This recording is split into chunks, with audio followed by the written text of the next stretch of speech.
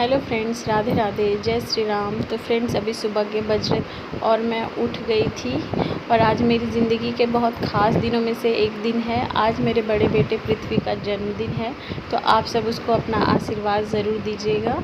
तो उसको आज उसकी पसंद का नाश्ता दे रही हूँ मैं। उसको मैगी बहुत पसंद है, तो उसके लिए मैं यहाँ सुबह सुबह मैगी बना रही हूँ। उसको आज लंच में मैगी ले जाना था।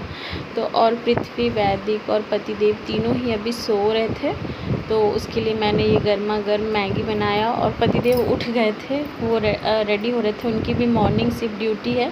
तो उन्होंने कहा कि मैगी पृथ्वी के लिए बना दो, मैं बाहर में ही कुछ खा लूँगा।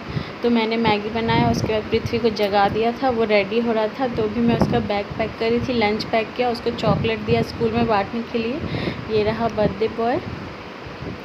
तो उसके बाद सब पैक करने के बाद मैं उसको ले कर के और वैदिक को भी जगाया, क्योंकि उसको भी लेके जाना पड़ता है ना, घर में तो कोई है नहीं, तो उसको लेके ही जाना पड़ता है।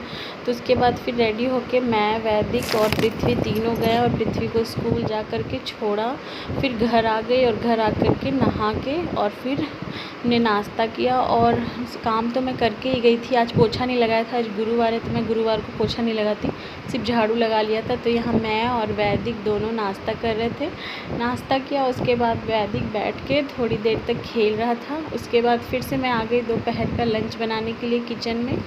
तो आज लंच में बनाऊंगी पनीर की सब्ज़ी और चावल बनाऊंगी, पृथ्वी को बहुत पसंद है।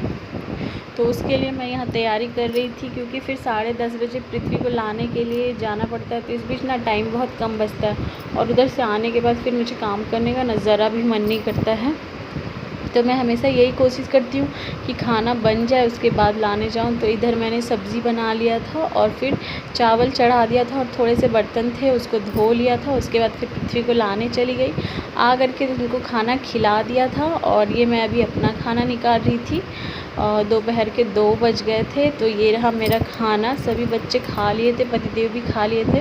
तो आई होप आप लोगों को मेरा छोटा सा ब्लॉग पसंद आया हो। Bye bye.